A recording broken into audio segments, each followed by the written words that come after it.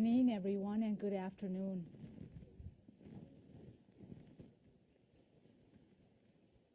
It is truly an honor for Chuck and I to be here today, and we thank you for the invitation. I'm going to try to do some history today, and as you know, the tribe has been in existence for a long, long time, and along with the Chippewa people, so I would have to stand up here all day in order to give you the full history, but we'll go through some of the years and see if you can follow along with me. In a tradition shared with the Ottawa and Potawatomi, the Ojibwe remember a time when they lived near an ocean, lived along the shores of a great salt sea to the east at the beginning of time. Sometime around 1400, when the climate became colder, these original people started to arrive on the east side of Lake Huron, and so our story begins. The Ojibwe were the largest and most powerful Great Lakes tribe, perhaps the most powerful east of the Mississippi, and quite possibly the most powerful in North America. Our people were fishers, hunters, and gatherers of maple sugar, wild rice, and berries, who took the best advantage of the resource the natural world had to offer. This was taken from Cleveland, 2001. To the Chippewa, land was a gift of the Great Spirit, a gift freely given, and no person had a right to control such a gift. According to the government, the Chippewa of Lake Superior had title to the western half of the UP, and title to the rest of the state had already been purchased by 1840. In the 1842 treaty, the tribes were allowed to remain on their ceded territory to hunt, fish, and gather. Of course, there are many hundreds of years of history that led up to many, many treaties. I'd like to share with you the story we told on December 7, 2005, on the steps of the Lansing Capitol building early in the history of the proposed sulfide mining project on our ceded territory at the Yellow Dog Plains. We are a federally recognized tribe which has government-to-government relations with both the federal government and the state of Michigan. On July 17, 2004, after Keweenaw Exploration Company announced its intention to mine for nickel, copper, and other minerals in the headwaters of the Yellow Dog River and Salmon Trout River in the Upper Peninsula, our Tribal Council passed Resolution KB 1301-2004. In that resolution, the Tribal Council found that the mining proposed by Keweenaw deeply offends the traditional and cultural values of the Keweenaw Indian community, that although the tribe recognizes the temporary gains that may be produced by the proposed activities of Keweenaw, those gains are far outweighed by the potential for permanent and severe damage to the environment in and around the tribe's territory. In addition, the Tribal Council found that Keweenaw had not shown any satisfactory evidence that it can undertake the mining activity without polluting ground or surface water, and that Keweenaw has made no showing that after it undertakes such activities, it can protect the ground and surface waters from acid drainage, which will result from sulfide mining. Based upon those and other findings set forth in the resolution, the Tribal Council prohibited any mining activities and all activities relating thereto within the boundaries of the Lance Reservation unless and until substantial evidence can be produced to satisfy the concerns expressed by the Tribal Council in the resolution. In November 2004, the tribe issued a press release that opposed the adoption of the sulfide mining legislation, which was introduced and was passed by the Michigan legislature. The press release raised 12 issues of concern to the tribe and stated that the proposed legislation did not adequately protect the environment from the effects of sulfide mining operations. Without giving significant considerations to the concerns expressed by the tribe in that press release and in testimony before the House and Senate committees that held hearings on the proposed legislation, the Michigan legislature adopted the mining legislation, which is referred to as the Sulfide Mining Act. One of the requirements of the Act is that the Michigan Department of Environmental Quality adopt rules and regulations to implement the Act. Todd Warner from our Natural Resources Department and representatives of environmental groups and local units of government, together with private citizens from throughout the Upper Peninsula, expressed various concerns, including the concerns originally raised in the Tribal Council's resolution about the proposed sulfide mining activities, which with the Michigan DEQ in discussion sessions regarding the proposed rules and regulations. Some of our concerns were addressed in the process of revising the proposed rules, but many were not, and we continue to have concerns with the current version of the rules and regs.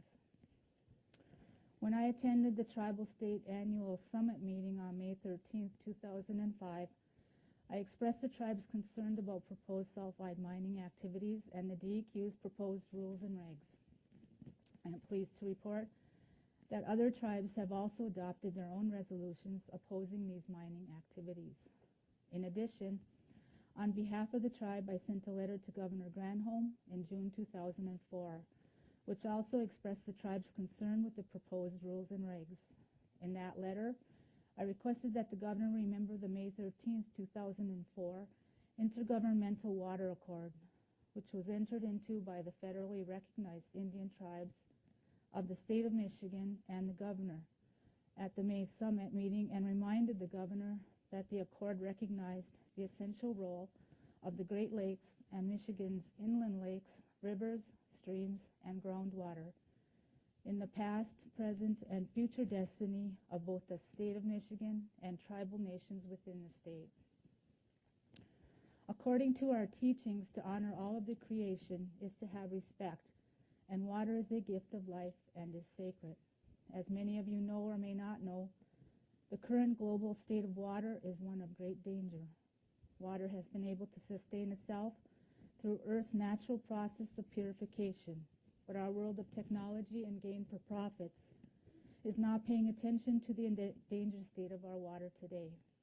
I understand we are in the process of cleanup for our Great Lakes as of this very day, and as we know, cleanup is not natural. I had the very distinct pleasure also to visit London, England on April 14th through April 20th last year to attend the Rio Tinto, who owns Kennecott Minerals Company's annual general meeting with the board of directors and shareholders. The Anglo-American company had their annual meeting a day earlier. Also attending with me were Cynthia Pryor from Yellow Dog Watershed Reserve, Fran Whitman from Friends of the Land of Keweenaw, Gabriel Caplet, Northwoods Wilderness Recovery Yellow Dog Summer, and members of the London Mining Network coordinated our visit and arranged various meetings and events throughout the week. And their theme was Rio Tinto, Stop Breaking Promises to Communities. There were also reps from 6 communities from around the world, including South Africa, West Papua, Argentina, Colombia, Peru, and our Michigan coalition at the meeting to shed light on all of their broken promises so far.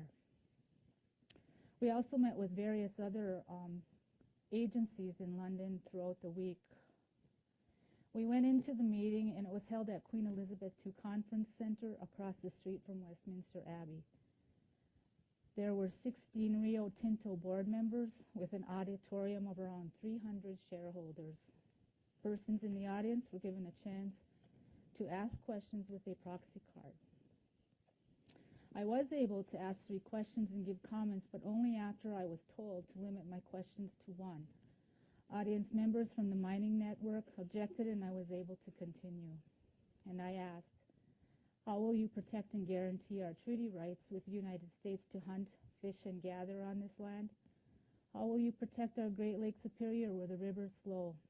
How will you protect our Gizi-Wasin, our Eagle Rock, our sacred place, where traditional ceremonies take place, which will be blasted through and will probably be destroyed and will be fenced off for 34 years, denying us any access? I stated that I agreed with the quote in their March 2008 Rio Tinto review booklet, which stated, locals can continue to use the area for recreation, and after it is exhausted, Nothing will remain on the surface. Isn't that quite true? I also requested that Kennecott withdraw any plans to mine in the Upper Peninsula of Michigan because of many reasons that could not have been stated at that time. If sulfide mining is allowed to proceed on this land, not only will our territorial sovereignty be jeopardized, but also our survival as a people. I pray that our ancestors' vision and our determination will continue to be honored, and I pray that you too will protect our Great Lakes and our Mother Earth. We also Cynthia was able to distribute the 10,000 petitions with signatures who are against the mine. And the tone of the meeting was somewhat tense with this large group of comments surrounding problems with Rio Tinto in all parts of the world. After many questions, they did refer us to the persons in charge. And we did visit with them, and they said that they would come back and do another visit. We also attended their reception afterward, and with no surprise, not one person approached us. We also attended many other press conferences and Human Rights Center meetings throughout the week. And I know that some of those groups filed reports to the mining companies. I also learned from a recent article that I just read that 2 shareholders from that meeting did question the board regarding environmental and human rights abuses at the mine in West Papua, and I believe that the groups from around the world did make an impact regarding the company's negative global influence on Indigenous communities. There is so much more to report on. Like I said, I could probably stand up here all afternoon. I would like to thank the many groups in the Upper Peninsula and other areas, especially the Heron Mountain Club, National Wildlife Federation, Yellow Dog Watershed Preserve, Save the Wild UP, for continuing the journey in opposition of the proposed mine and the great support of people that have learned the facts. This all needs to continue, and there is still much work to be done. We still, for your information, have not heard or been informed of a decision from the administrative hearing officer in our contested case hearing regarding the mining permits for the Yellow Dog Plains. We also submitted comments regarding the proposed Humboldt mill permit, and we also are working on comments for the proposed exploratory permits for the Ottawa National Forest as well. I ask that you please continue to call and write your elected officials and tell them that the short-term benefits are not worth the harmful long-term effects on our health, rivers, Great Lakes, and wild places because of the great potential for acid mine drainage. The Tribal Council's position on the mining issue has not changed since the adoption of our resolution in July 2004. The L'Anse Indian Reservation and its ceded territories, which includes the Yellow Dog Plains, is the homeland of my people and UP's people, and the treaties entered into by our ancestors for our members, with the right to hunt, fish, and gather, are rights which we are determined to continue to preserve and protect for at least the next 7 generations. Please tell your legislators and friends to allow our water to continue to purify itself as it knows how to do best and has been doing since creation. Miigwech, I thank you, and peace be with you all now in the upcoming Easter holiday season. Thank you.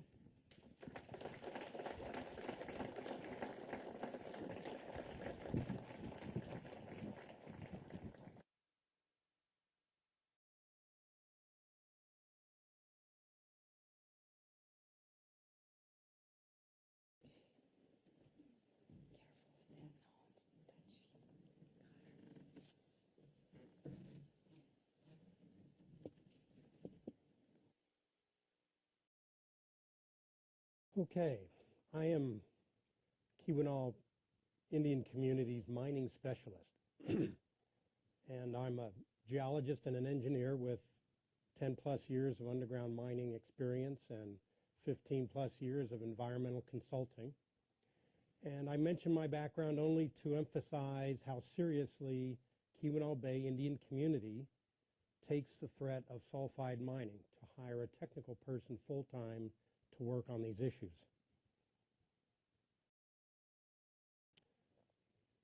So this presentation, I'm going to talk about the natural settings of the proposed Eagle Mine and Humboldt mill sites.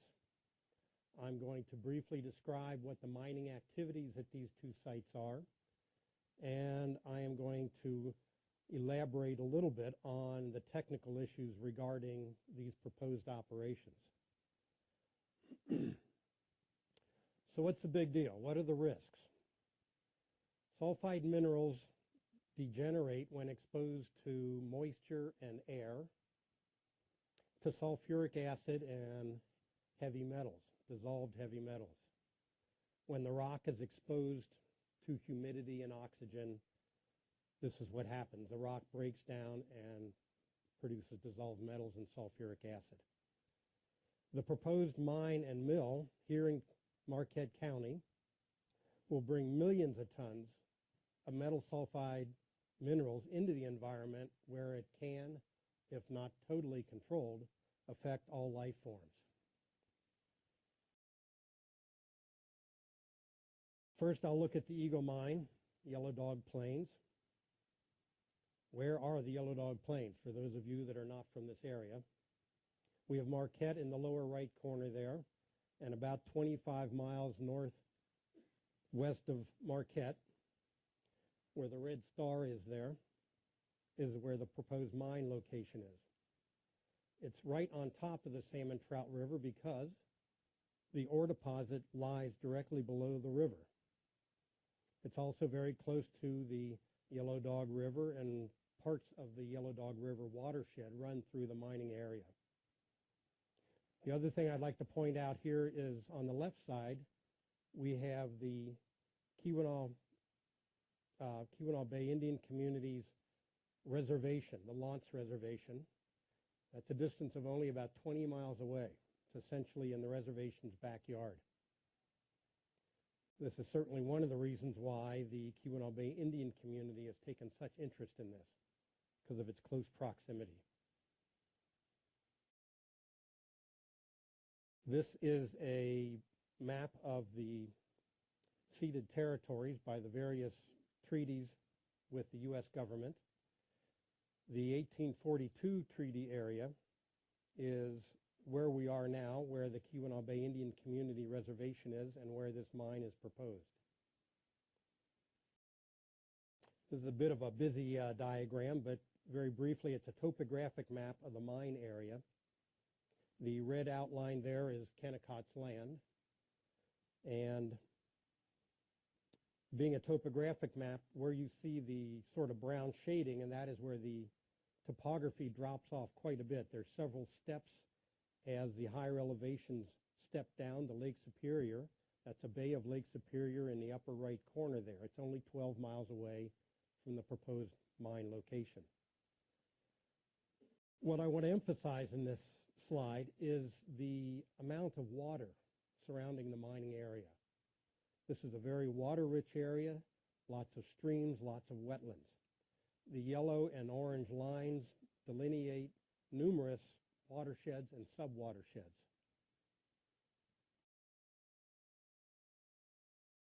Here's a closer diagram of it. You have the Yellow Dog River on the bottom of the slide. You have the Salmon Trout River that is in the center there with the ore body directly below the river. And again, lots of streams, rivers, and wetlands all around it. Trending northwest-southeast is a flat area that is known as the Yellow Dog Plains. This is a sand outwash plain from the glaciers, and this outwash plain has an aquifer that feeds many watersheds in the area. So again, the sensitivity of the area to any kind of pollution. Geologically, we have a magmatic intrusion that came up into the earth about 1.1 billion years ago and brought with it all the metals that form this ore deposit. The metals came up as free radicals, and they reacted with the sulfur in the surface, in the crustal rocks, and ended up with sulfur metal compounds. So how's the mining company proposed to get this out? This is, again, a pretty busy diagram, but here we are underground. The pink and red colored striped areas there are the ore body and how they're going to remove it.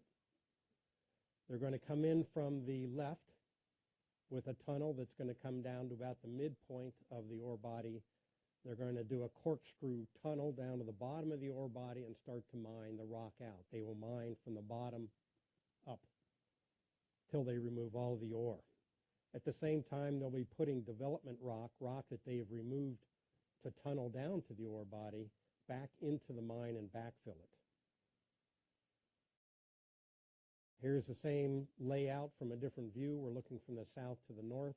What I'd like to point out here is on the right side, that hump on the right side on the surface is Eagle Rock. And into Eagle Rock, onto the west face of Eagle Rock, will be a tunnel blasted. This is 24 feet wide, 15 feet high. So this is like 3 or 4 lanes of traffic wide and about the height of a expressway overpass. This is the size of hole that will be blasted into Eagle Rock. As Susan said, a very culturally historic and important place for the spirituality of the Keweenaw Bay Indian community people. The tunnel that goes in will proceed under the Eagle Rock, make a U-turn, and then ramp down to the ore body itself. Again, on the left side, you see the corkscrew tunnels that they will use to get to the bottom of the ore body and to the top of the ore body to enable them to remove 100% of the ore body. One thing I'd like to point out here while we're on this slide is at the top of the ore body, there's an area that is not mined. This area is referred to as the crown pillar in mining terms. It's the arch of rock that is left over the top of the excavated area that is supposed to keep the surface from caving in.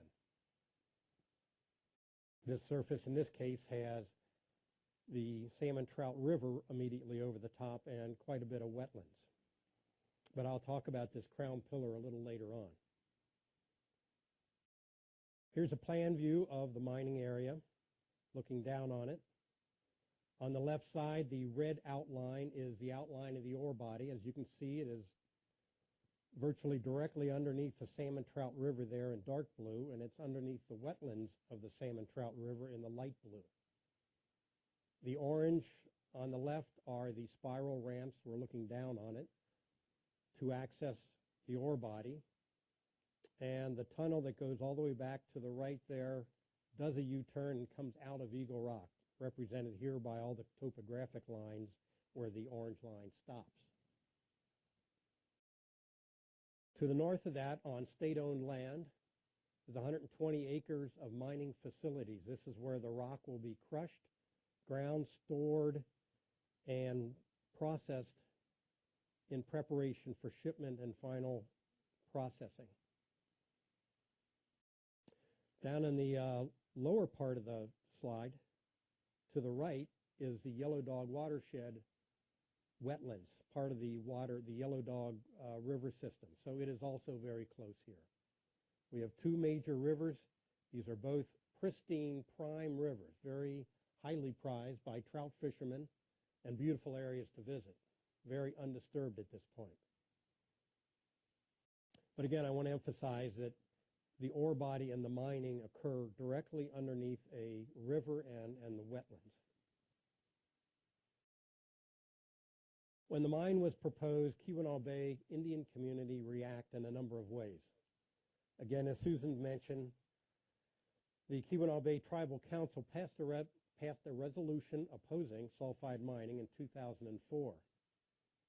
Keweenaw Bay Indian community became involved in the early stages with writing the new Michigan regulations. This turned out to be a bit of an exercise in futility, as anyone who attended this task force meetings will attest, because in the evening the DEQ and Kennecott representatives really decided what was going into the regulations. Later, after a mining permit application was filed, Keweenaw Bay Indian community assembled a team of over 20 technical experts who analyzed all aspects of the mining permit application. Keweenaw Bay Indian community did this in conjunction with their partners, National Wildlife Federation, Huron Mountain Club, and the Yellow Dog Watershed Preserve. So what was the result of this review of Kennecott's mining permit application?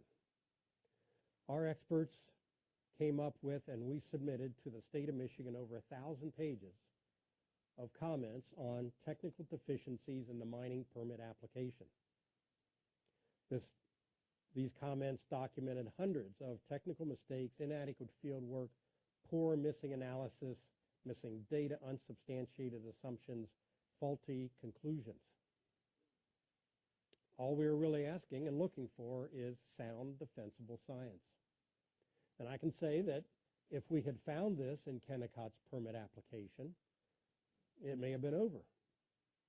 But when our reviewers and when we saw the deficiencies here, we could only ask, if this is how they put together their permit application, then how do they expect to run a mine, a complex mine, without environmental impacts?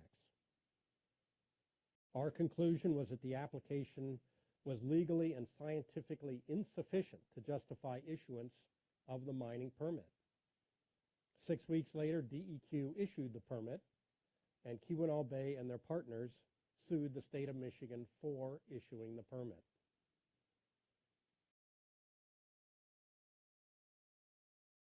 So what were the problems with the Eagle Mine?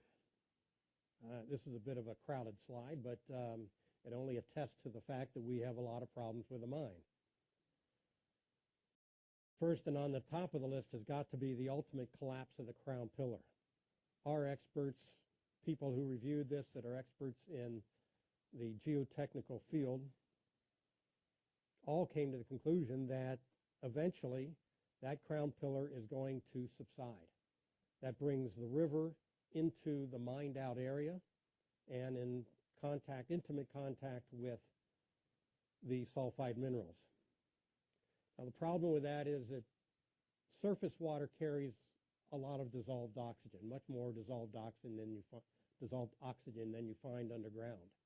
That dissolved oxygen is what is free to react with the sulfide minerals and produce dissolved metals and sulfuric acid.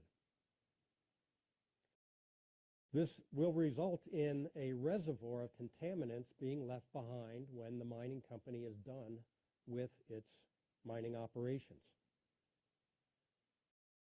There'll be dewatering of the overlying wetlands.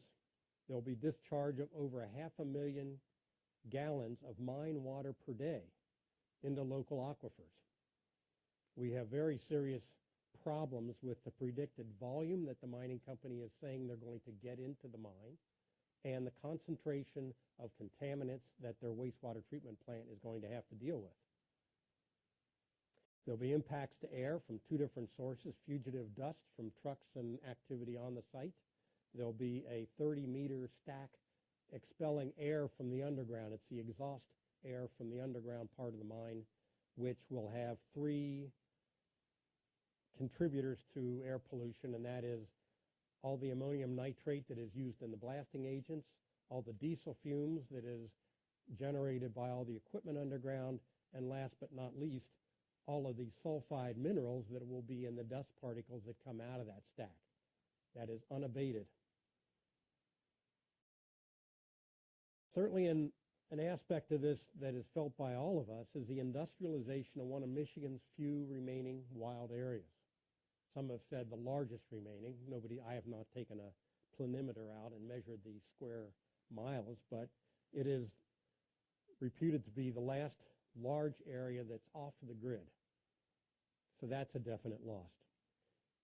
Migi-Ziwassen, Eagle Rock, as I mentioned, the blasting of a large tunnel into it, and then that Eagle Rock will be within their fenced-off compound within their mining facility. And last on my list, negative effects on treaty rights of hunting, fishing, and gathering. Because this area is just east of the reservation, this is where Keweenaw Bay Indian community tribal members go to exercise their treaty rights and to indulge in their spiritual aspects of their beliefs. I'm going to jump quickly here to the Humboldt Mill. This is rather new. The Kennecott Eagle Mineral Company has just filed a permit for a mining application permit for the Humboldt Mill. This is located due south of the mining project. We have the mining project there at the top, as I just spoke about. The brown line there is the best guess at what their haul road is going to be to haul the rock from the mine down to the mill. And then down at the bottom there, close to the intersection of US 41 and State 95, is where the Humboldt Mill will be. Aerial photograph of the Humboldt Mill. The Humboldt was a mine that started up in the 1950s, an iron mine, started underground, went to open pit, but it created a large open pit which subsequently filled up with water. This was a deep pit. In this diagram, you can see sort of below the lake and to the right where the mine milling building is.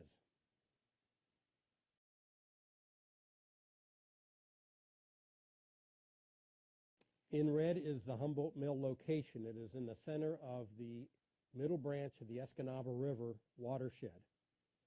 And it is obviously within Lake Michigan's watershed.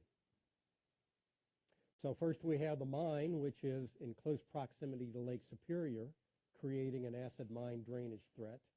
And now with the mill, we have the Humboldt Tailings Disposal Project, which is going to put a lot of sulfide mineral contamination within the Escanaba River and Lake Michigan watershed. So these potentially threaten very large bodies of water and the well-being of millions of people that rely on this water to be clean. Here's a topographic diagram in which I just want to illustrate the blue in the center there is the Humboldt Lake, the Humboldt Pit Lake. And above it and to the right is the middle branch of the Escanaba River. Between them is nothing but wetlands. This pit lake drains to the north into the wetlands, which drain into the Escanaba River, middle branch of the Escanaba River. So again, we have a very water-rich area, as we have all over the state of Michigan. And we have this apparent disconnect between what's being proposed. Sulfide minerals, which degrade to sulfuric acid and heavy metal contamination. What's going to happen? What's going on at the Humboldt mine? Well, rock will get trucked from the Eagle mine to the Humboldt mill. It's approximately 20 miles. At the Humboldt mill, they'll do fine grinding of the sulfide mineral to a very fine consistency, something akin to flour that you would bake with. That's how fine it's going to get ground. And then they'll put this into solution and they will extract some of the minerals. Now I emphasize some. Not all of the nickel is going to get removed. Not all the copper is going to get removed. And what isn't removed goes out with their waste products. The sulfide mineral extraction waste, known as tailings, will get pumped into Humboldt Lake. They're estimating 2.5 million tons of sulfide mineral waste will be placed in the Humboldt Pit Lake. This will go on in 3 different phases. At the top there, this is the Humboldt Pit Lake again. And you have phase 1 in the far north end. Remember, they're milling the rock on the far south end. You have phase 2 in the center there in the blue, and then in the slightly green, you have phase 3 where they're filling in the bottom of the lake in the last phases. What I'd also like to point out on this slide is at the top of the Humboldt Lake, there's a red line there that goes around the top of the lake. That is a proposed low permeability cutoff wall that the mining company proposes to put in to stop the contaminants that are in the lake from flowing into the wetlands. So in other words, the dissolved metals from joining the superficial aquifer that flows through the wetlands and into the middle branch of the Escanaba River.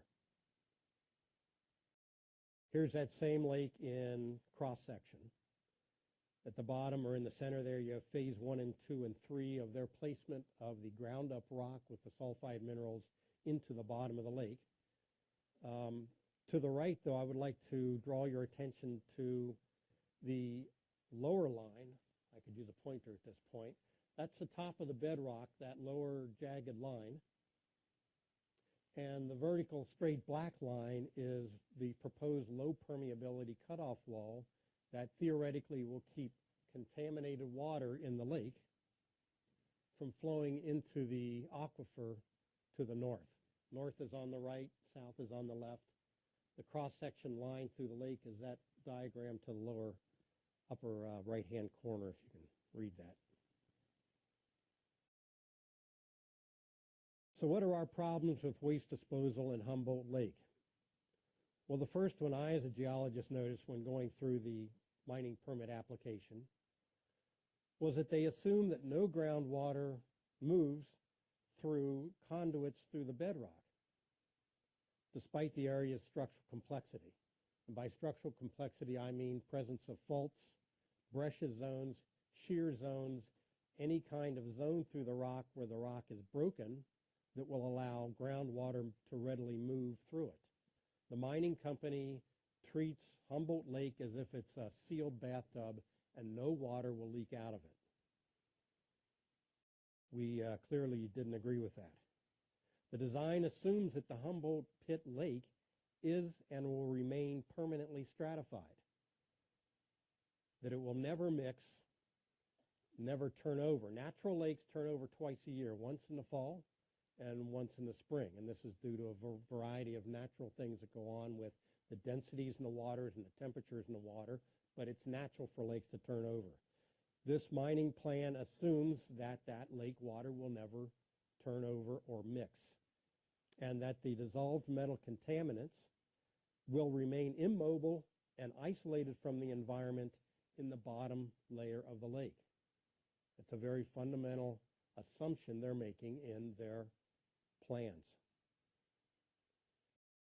Other problems, that this low permeability cutoff wall will stop all the contaminants from flowing out of the lake. I have been on jobs that have put cutoff walls in. It's a very inexact science. Yes, it does slow down some of the permeability. Usually a cutoff wall keys into a aquiclude, or a layer that does not let water go through it. In this case, because the aquiclude is bedrock, they will not be able to key the cutoff wall into it. At best, they can put it down to the rock, but not into the rock. This allows around the edges and around the bottom water to escape around this low permeability wall. And these walls are notorious for having high permeability conduits through them. The aquifer also is a sand and gravel aquifer. It's not silt or clay. Sand and gravel aquifers flow fast and allow a lot of flow. So this permeability, this low permeability cutoff wall has some, there are some issues with it. There is inadequate groundwater monitoring, which will fail to detect most contaminant leakage from this disposal lake. Most obviously is that since they are denying any bedrock conduits of this water out of the lake, that they're not going to be monitoring any of them. And yet this could be potential avenues of migration for the contaminants in the lake. The post-closure contingencies, in other words, what they're going to do after they walk away from the mine, are very inadequate, particularly the decommissioning of the water treatment plant that they're having there on the site. So they are putting in a water treatment plant at the Humboldt Lake. This water treatment plant will just treat the top layer of water in this lake, because remember, their contaminants are all staying in place as they should be at the bottom of the lake. So they say they should only have to treat the top layer of the lake. This water treatment plant will be decommissioned from treating the top layer of the lake when they get done with mining, sometime after they get done with mining. If that lake, of course, after they're gone, turns over, and that can come from weather effects, it can come storms, waves, anything else, this lake will churn up, the contaminants will churn up with it, the water treatment plant will be decommissioned, and the mining company will have walked years ago. What we're all very afraid of, and you should be just from the perspective of being taxpayers, is that Michigan may be left with perpetual care of this contaminated site. So what's the connection here to the treaty? The 1842 treaty that the Keweenaw Bay Indian community entered into with the U.S. government. Well, in the treaty, the Keweenaw Bay Indian community predecessors maintained, they kept the rights to hunt, fish, and gather. I want to emphasize that these rights were not something given to the Ojibwe because the government didn't own them at the time. The tribe owned them. The tribe gave away the certain rights to the land, but they kept certain rights to the land. They knew that the link to the land was important. This is 150 years ago. The wisdom of the people, even though they couldn't read and write and had a sign with X's on the treaty, they still knew their link to the land was very important. Keweenaw Bay Indian community takes seriously their obligation to be guardians of the land for the next 7 generations. Feel strongly that the state and the mining company do not have the right to take this away from them. So mining impacts within Keweenaw Bay Indian community ceded territory. There's many potential environmental impacts from mining. They're documented all over the world, and they've been documented for thousands of years. There's still acid mine drainage coming out of mines that the Romans mined 2,000 years ago. But above and beyond all the physical impacts to the environment, there's the unregulated psychological impact of losing more and more land to industry. That's all of us, whether you're Ojibwe or Euro-American. And the loss of the trust in the natural resources that that land supports. The Ojibwe rely on healthy and undisturbed land to maintain a link to their past, a link to their culture, a link to their ceremonies, and a link to their very spirituality. Essentially, they rely on the land as a link to who they are.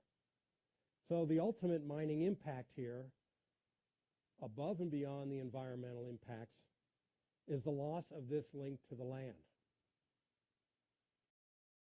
So to summarize, these two projects create huge reservoirs of metal contaminants in the Lake Superior and now the Lake Michigan watersheds.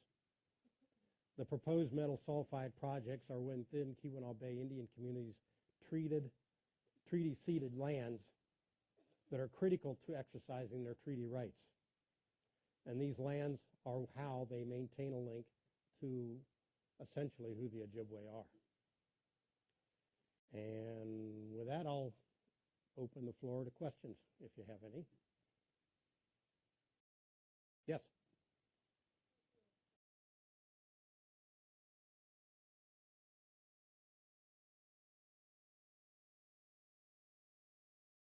Oh, to the mine? Yes.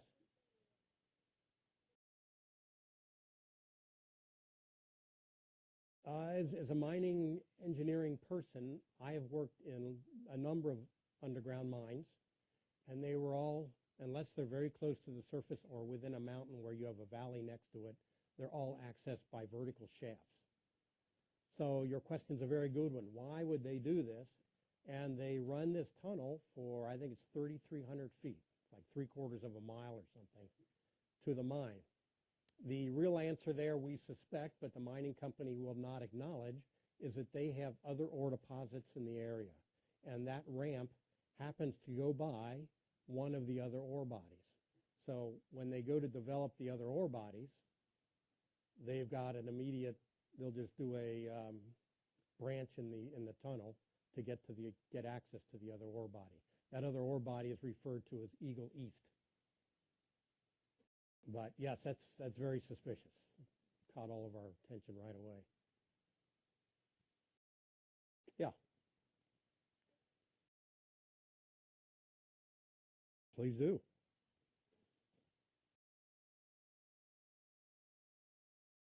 (1992).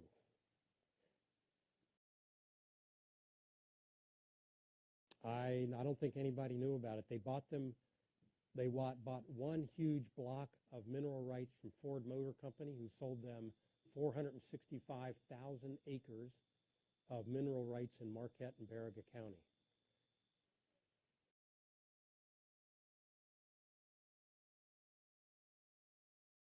No. Mineral rights operate under a very a different set of rules. And there's not, even if you go out and purchase a piece of land, you are purchasing, in essence, the surface only. But it doesn't say anything on that deed about who owns what's underneath you. And in court and in legal jurisdictions, the people that own the mineral rights under your land take precedence. In other words, they can come in and mine, they can drill and investigate what's underneath your surface ownership, and you do not have the legal authority or the legal right to stop them from getting at their minerals. Okay?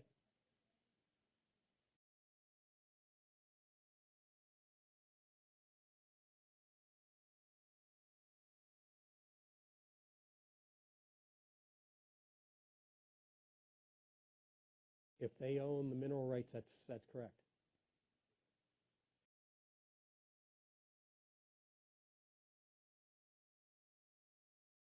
Not that I know of. This has been tested many times by people trying to.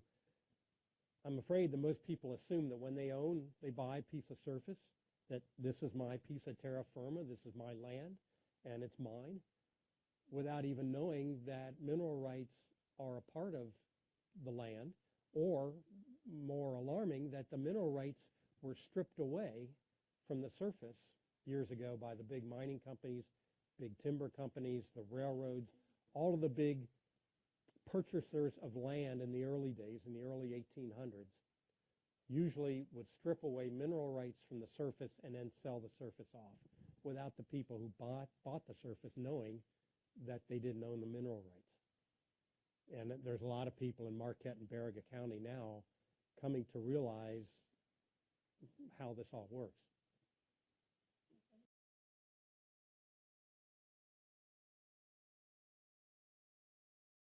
No, as you know, we have a mining state.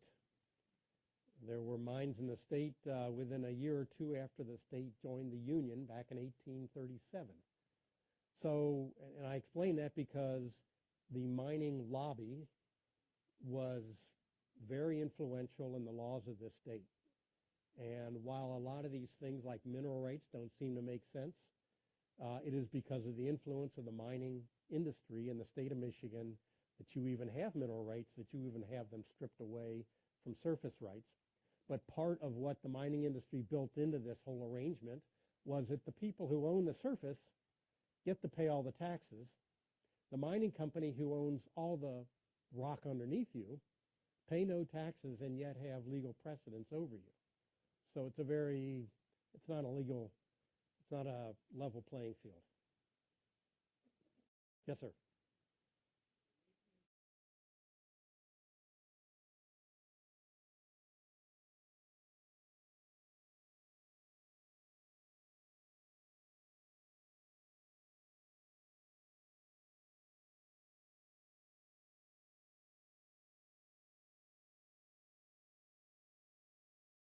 Mm-hmm.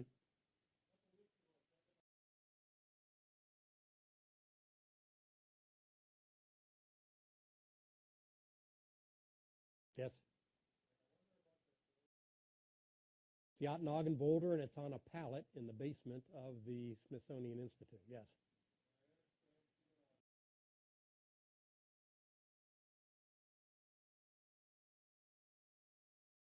Mm.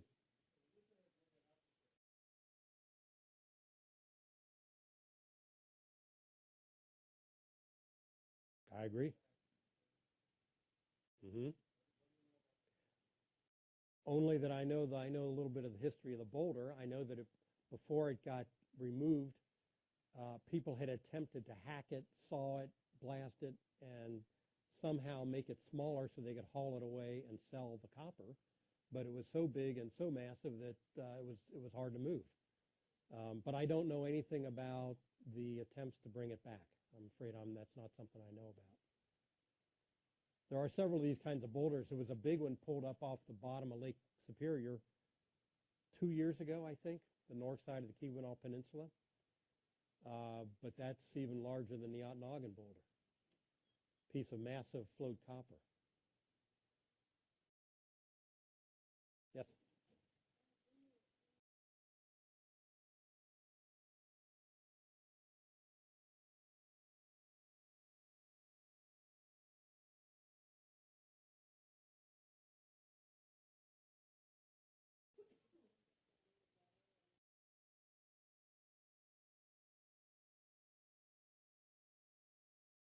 Mm, that's a good question. No, yeah,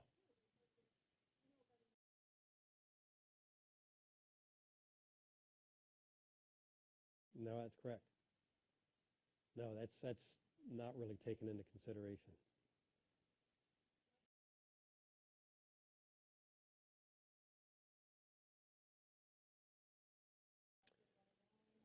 Well, the state of Michigan went out and hired a specialist just to do that. And that specialist, Dr. Sainsbury, came back and said, no, this isn't going to work. The state of Michigan hid the report, deleted it off of their files, and it wasn't except for a very, a great effort on the part of the National Wildlife Federation and a few others to discover that this information had been deleted from their hard drives. This is the DEQ's hard drives, and they didn't want to acknowledge that the report had been done. But it essentially said exactly what we're talking about, that this work is, he referred to it as not being defensible, as being not of industry standard and of high school level work. The crown pillar is probably the biggest, most known fault with the Eagle Mine design, and it has very big implications. Well, one of the when we looked at the mining permit application and formulated our comments, one of the things that's always done by a mining company when they're trying to predict what a mine's going to do, and when they develop the mine design, the mining method to use, that they look around at other mines in the area. And as you referred to the Athens mine, 2,100 feet of rock between the mining area and the surface. 2,100 feet of rock, all dropped essentially overnight. Pardon? Well, the Athens mine is it was an iron mine. It's in the Negaunee-Ishpeming area. It's about 20 miles away, but there are probably half a dozen or more mines in the Ishpeming-Negaunee area that have collapsed. And I mentioned the distance here, 2,100 feet of rock, because at the Eagle Mine, this, by the way, is the Salmon Trout River directly over the ore body. This is where the subsidence and the cave-in will occur. This is a river that will flow into it when it does.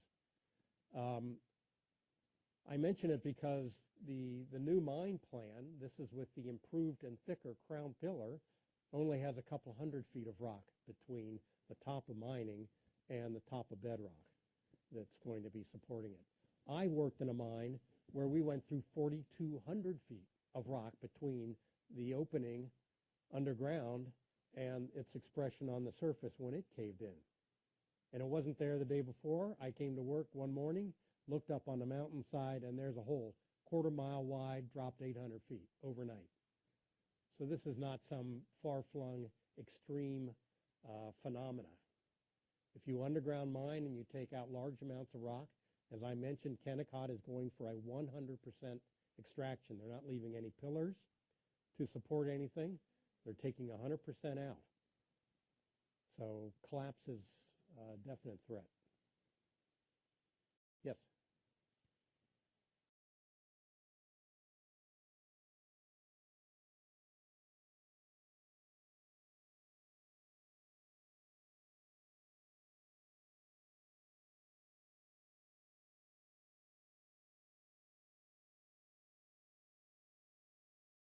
Yeah, that's a real good question too. The state of Michigan essentially pays us lip service, and that's about it.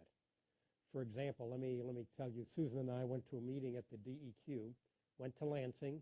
They had the heads of departments, the heads of the branches that were involved with this mining permit application review.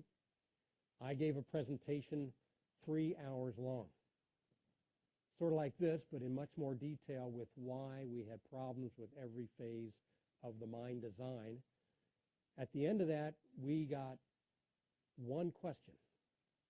They essentially sat there because they had to have tribal consultation with us. But their level of involvement, their interest in asking any questions or feeling, having any elaboration on why we think the way we do with the technical issues, none of it was there. It was a mandatory, obligatory consultation with the tribe that they did because they had to. I mean, that's what it appeared to be. We got little response out of them. Now, the federal government, well, the problem is that the federal government, unless they have a permit to give or there's federal money involved, they don't get involved in these kind of projects. Mining is purely a state-by-state governed activity.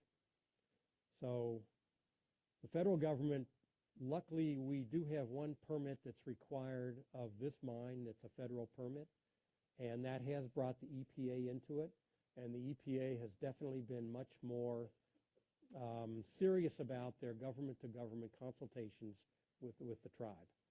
But we're just sort of getting into that process now.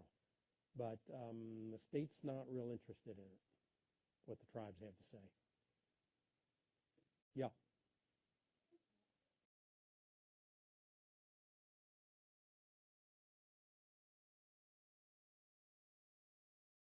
Money's definitely an issue, but keep in mind that this is an ore body that's worth, I mean, as the metal prices varied, the worth of the ore body